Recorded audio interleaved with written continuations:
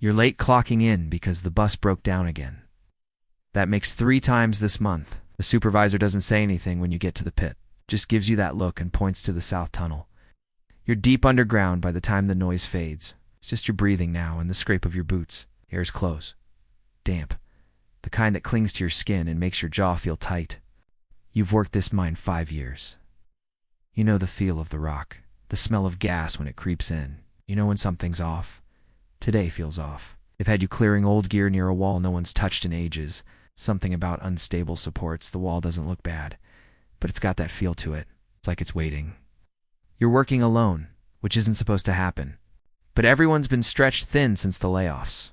You've been lucky. You still have a job. Your cousin didn't. Neither did your neighbor.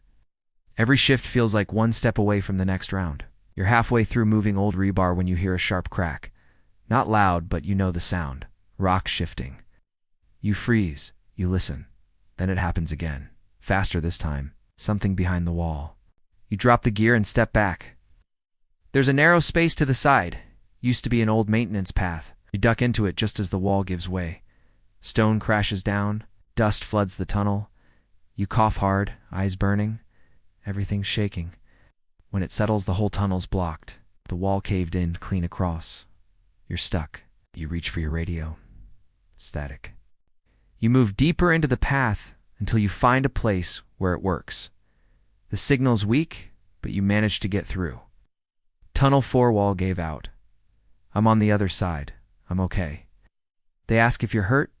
You say no. Then they tell you something you didn't expect to hear. You're not alone back there. There was a second worker in the tunnel earlier. New hire. Young. First week. Well, they can't reach him either. You backtrack. Shout into the dark. Nothing.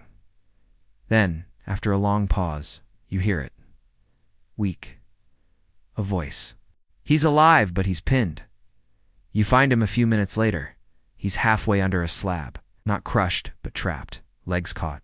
Breathing fast. He looks at you like you're already the answer. You check the rock. It's bad.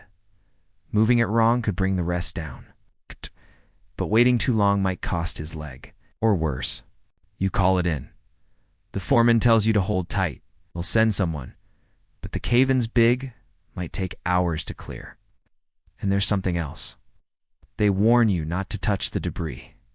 This tunnel isn't up to code. If something happens and it's traced back to improper handling, you're the one who'll be liable.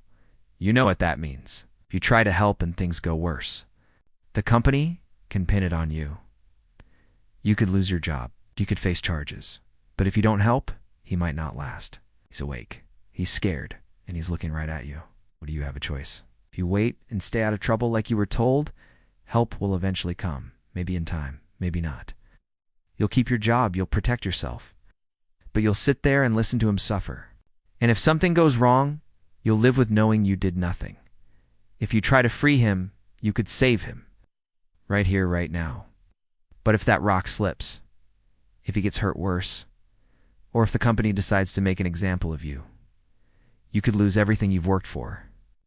No more paychecks, no health benefits, no support for your family. He's whispering now, begging, says he has a baby on the way, says he just wants to see her. You wipe your hands on your jeans, dust in your mouth, your gloves are torn, you're sweating and cold at the same time. No one's watching, no one's coming fast enough. What do you do?